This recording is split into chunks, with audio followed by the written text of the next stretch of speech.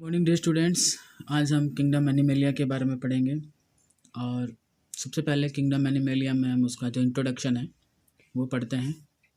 ठीक है, सबसे पहले हम किंगडम एनिमेलिया का इंट्रोडक्शन पढ़ेंगे और उसके बाद एनिमल किंगडम को किस तरह से हमने डिवाइड किया है, कौन कौन से ग्रुप में उसको डिवाइड किया है। ठीक है, वो सब ग्रुप पढ़ेंगे और उन सब ग्रुप्स को हम वन बाय वन स्टडी करेंगे। उनके जनरल फीचर्स हैं वो वन बाय वन स्टडी करेंगे।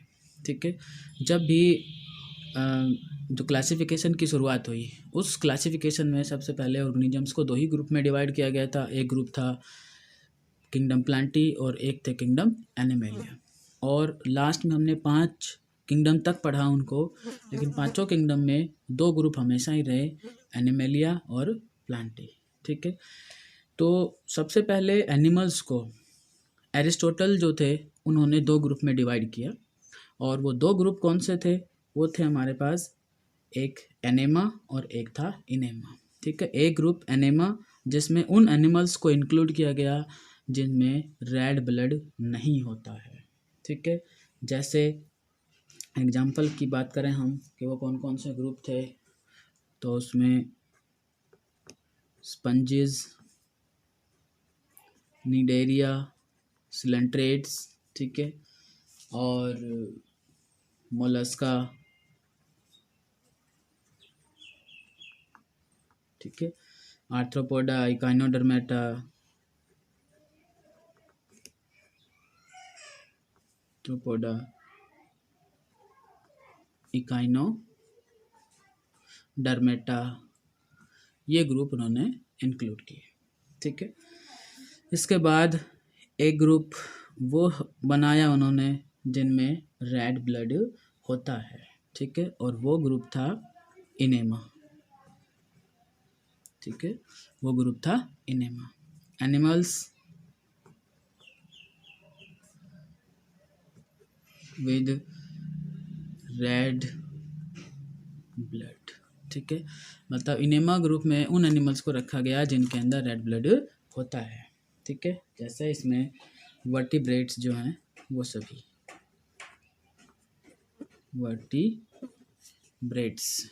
वर्टिब्रेट्स को इंक्लूड किया गया जिनके अंदर रेड ब्लड होता है। ठीक, इसके बाद और भी एनिमल्स को फर्दर अलग अलग ग्रुप में फिर डिवाइड किया गया बाद में। जैसे 3 किंगडम हुए, उसमें से कुछ को निकाल दिया गया, फिर 5 किंगडम तक हम पहुँचे। अभी टेकर ने एनिमल्स को फिर से डिवाइड किया, ग्रुप बनाए उनके।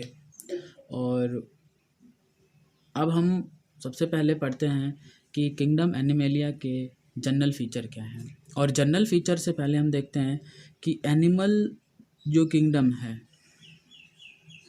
एनिमल किंगडम के अंदर लगभग 1.5 मिलियन एनिमल्स जो हैं अब तक क्लासिफाइड और उनको नेम दे चुके हैं हम।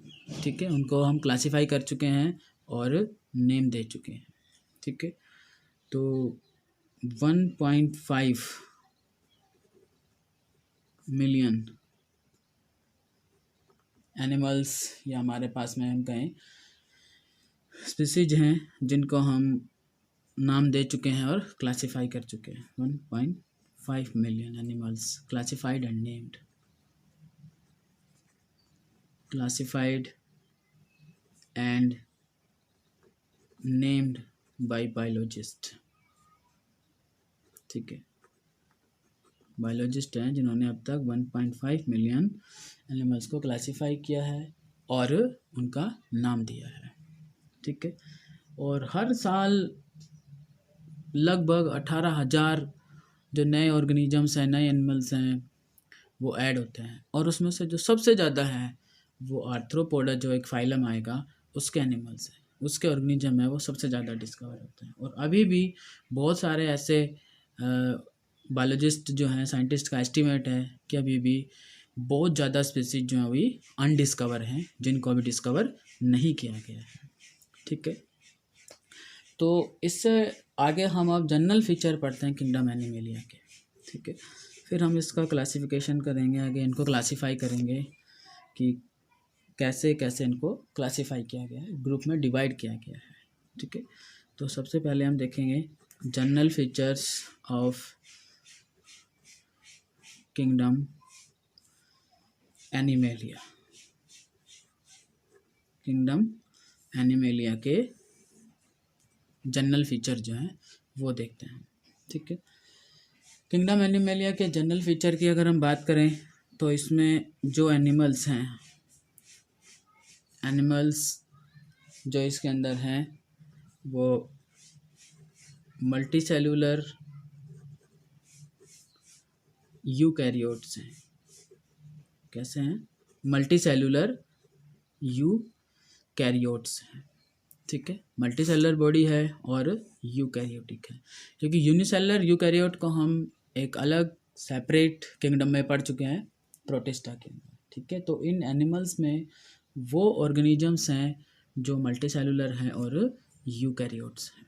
ठीक है, वो एनिमल्स इसमें इंक्लूड किए गए हैं जो मल्टी सेलुलर हैं और यूकैरियोट्स हैं। ठीक है, इसके बाद एनिमल्स जो हैं उनका न्यूट्रिशन अगर हम देखें तो ये तो बात हुई उनके बॉडी ऑर्गेनाइजेशन की, मल्टी सेलुलर है, यूकैरियोटिक है। ठीक है, न्यूट्रिशन की अगर हम बात करें एनिमल्स में तो न्यूट्रिशन यहाँ पर कैसा है? हेट्रोट्रोफिक है। ठीक है, अपना खुद का फूड नहीं बनाते हैं। और हेटरोट्रोफिक में होलोजोइक न्यूट्रिशन है।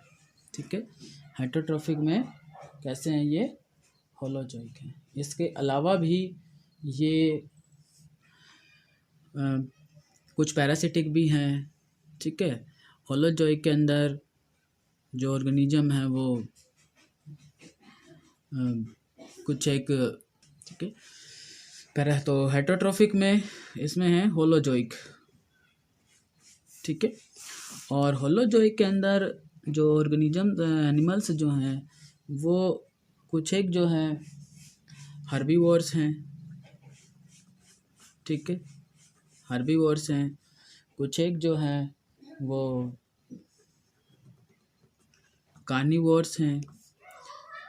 कुछ एक जो है वो ओमनीवोर्स हैं। ठीक है, और कुछ एक जो है वो पैरासाइट्स भी हैं। पैरासाइट्स भी हैं।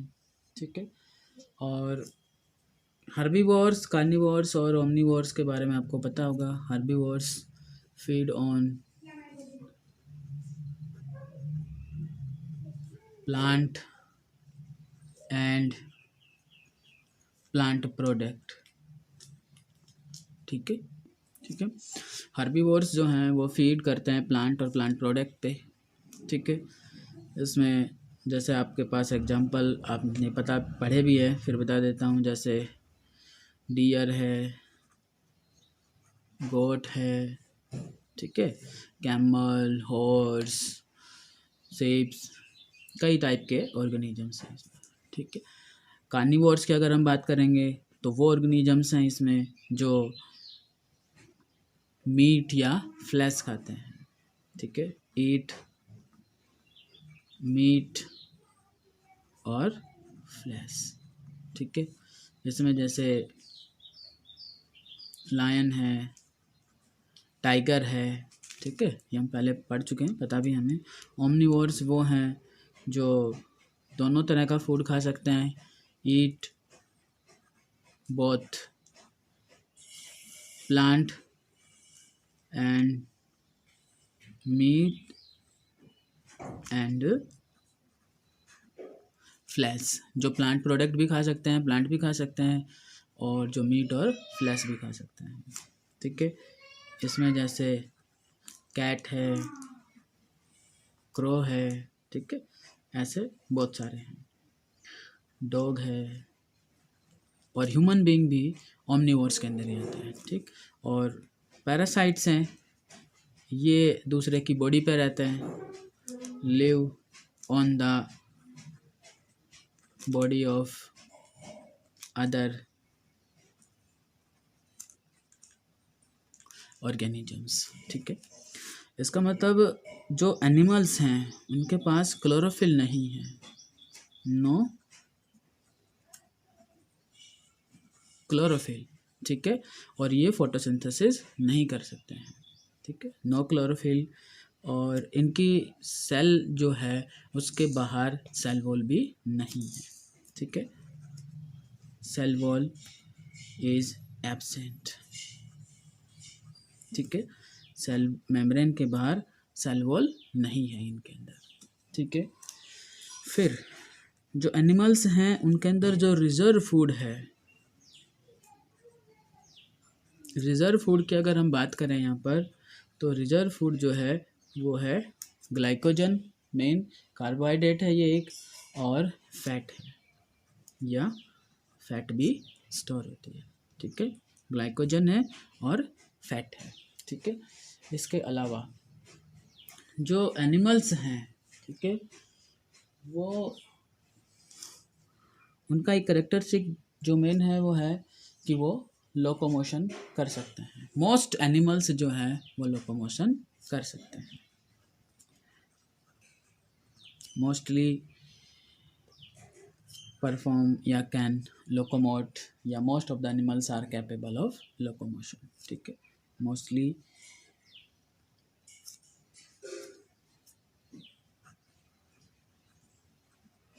Perform locomotion.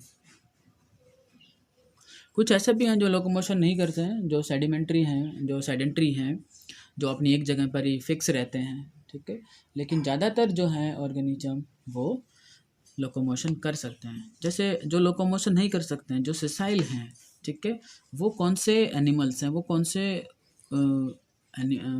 ऑर्गेनिजम्स हैं, उनका नाम मैं लिख देता हूँ यहाँ। तो इसमें से कुछ एक हैं जो लोकोमोशन नहीं कर सकते हैं, जैसे सम आर सेसाइल, ठीक है, सेसाइल वो होते हैं, वो ऑर्गेनिज्म हैं जो लोकोमोशन नहीं कर सकते हैं, कैन नॉट लोकोमोट,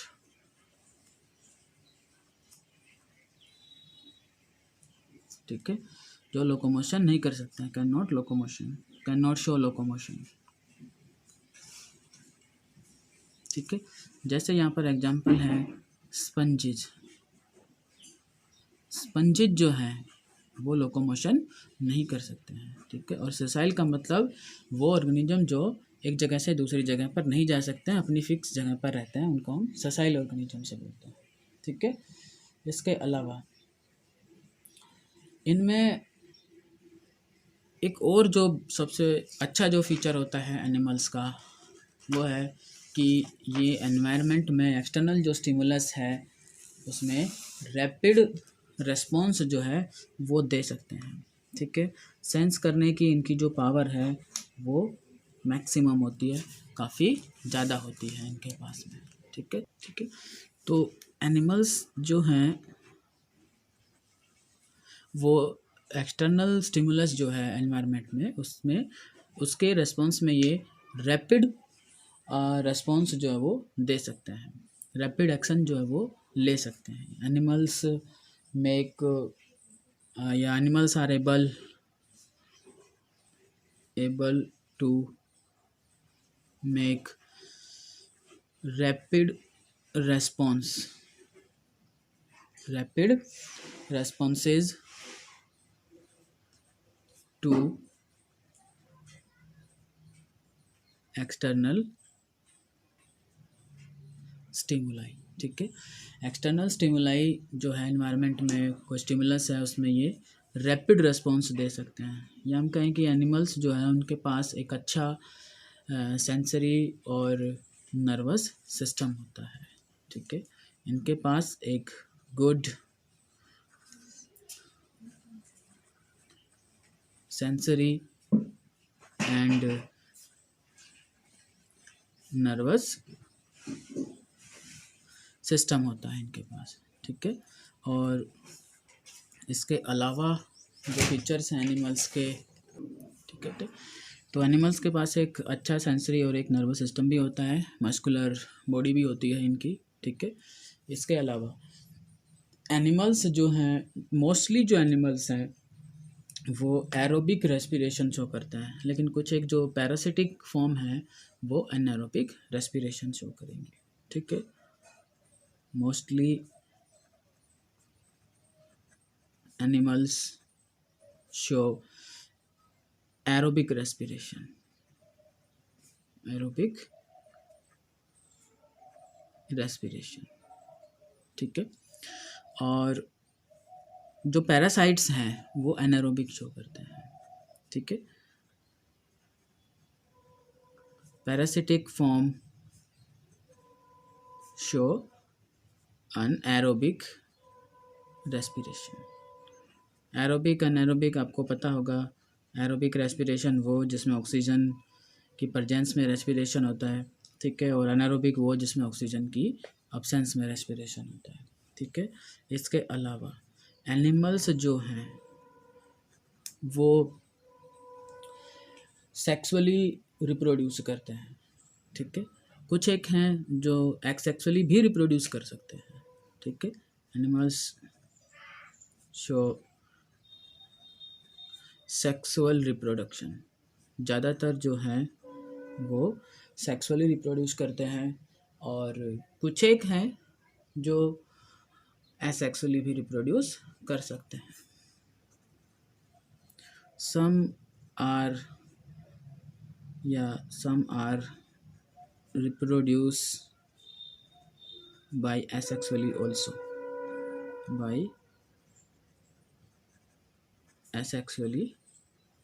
कुछ एक जो हैं वो एसेक्सुअली भी रिप्रोड्यूस कर सकते हैं, ठीक है।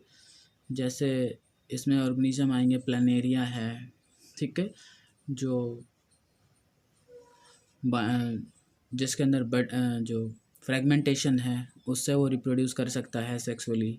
स्पंजेज हैं वो बडिंग जो हैं वो शो करती हैं, ठीक है।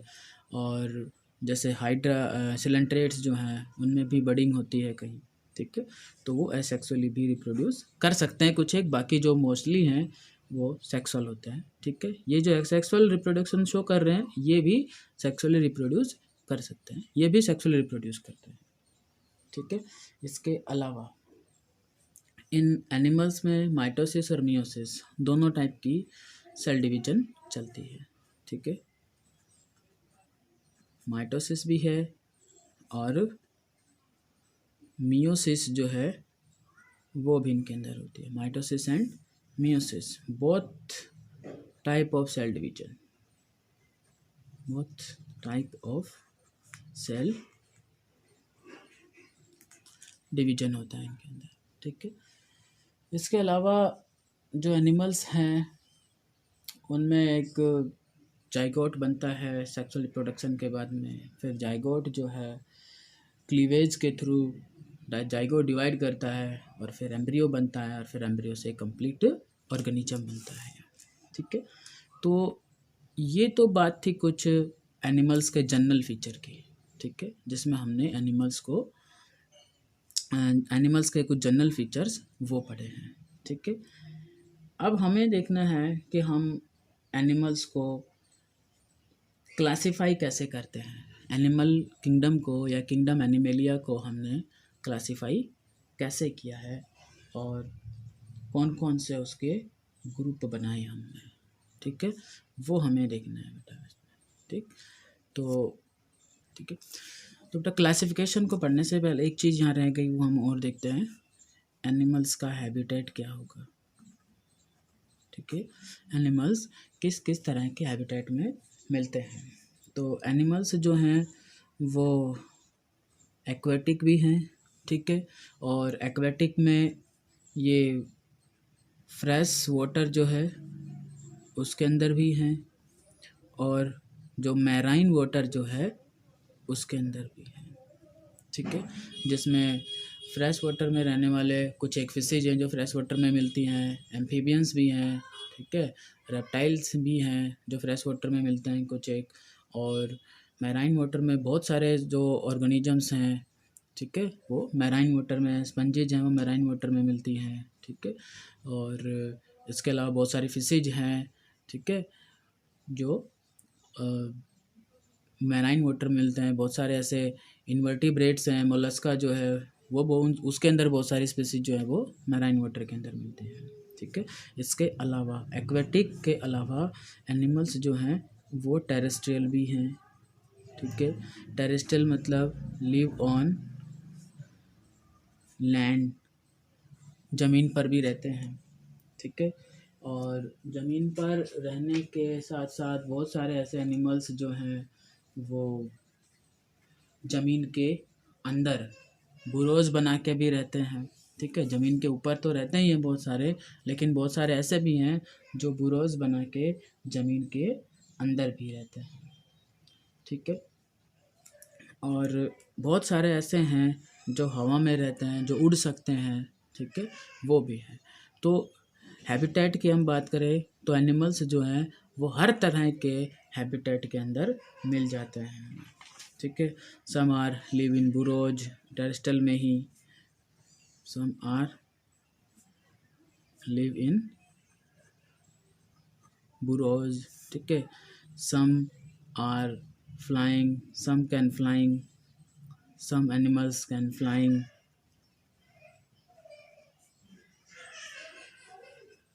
some animals can flying, कुछ एनिमल्स हैं जो उड़ सकते हैं, ठीक है, जो पेड़ों पे रह सकते हैं, ठीक है। तो बहुत सारे ऐसे अलग अलग टाइप के हैबिटेट हैं। हम कहें कि लगभग एनिमल्स जो हैं हर तरह के हैबिटेट के अंदर मिल जाते हैं, ठीक।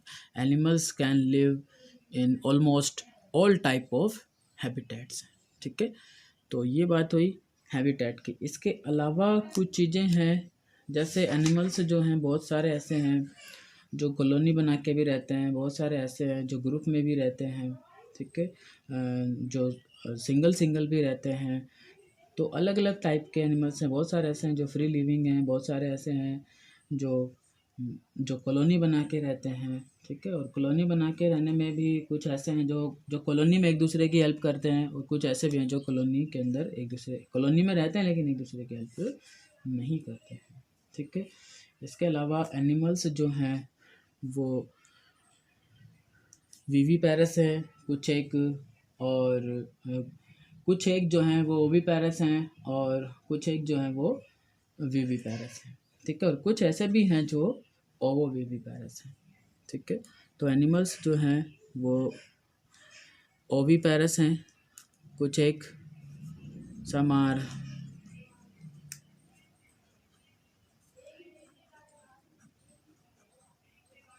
ओविपेरस, ठीक है। और ओविपेरस कौन से होते हैं? जो एग देते हैं, ले एग्स, ठीक है। कुछ हैं सम आर विविपेरस, ठीक है, give birth young ones, give birth to young ones, ठीक है।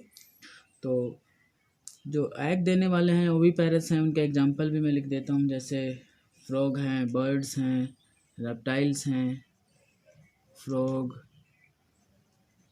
बर्ड्स, रेप्टाइल्स, यस है। और जो डायरेक्ट यंग वंस प्रोड्यूस करते हैं जो विविपेरस हैं, उनमें जैसे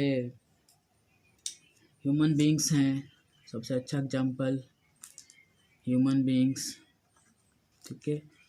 इसके अलावा भी बहुत सारे हैं जो डायरेक्ट यंग वंस प्रोड्यूस करते हैं, ठीक है। ह्यूमन बींग के अलावा जैसे लायन है, टाइगर है, ठीक है, डॉग, कैट, डियर एट्सेट्रा, ये सब कैसे हैं? विविपेरस हैं, यंग वंस प्रोड्यूस करते हैं, यंग वंस को बर्थ, यंग वंस की बर्थ करते हैं, ठीक है।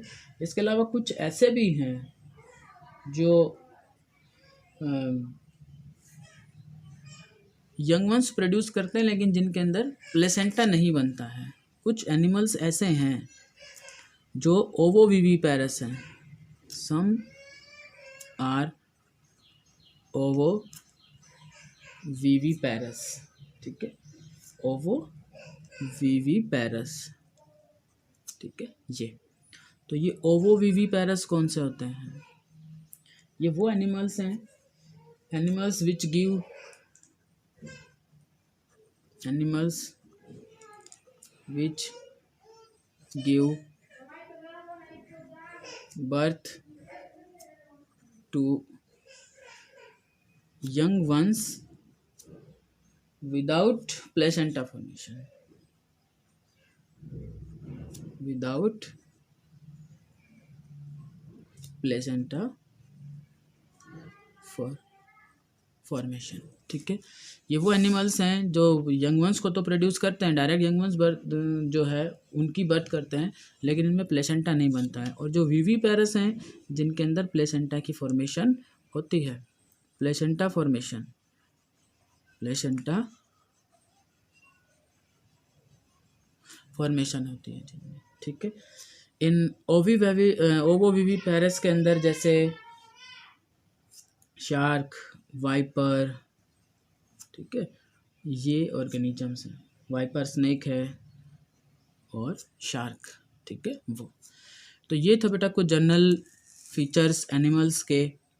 अब नेक्स्ट टाइम हम एनिमल्स को क्लासीफाई करेंगे और किस बेस पे हम इसको क्लासीफाई करेंगे, ठीक है, वो सारा हम पूरा डिटेल से पढ़ेंगे।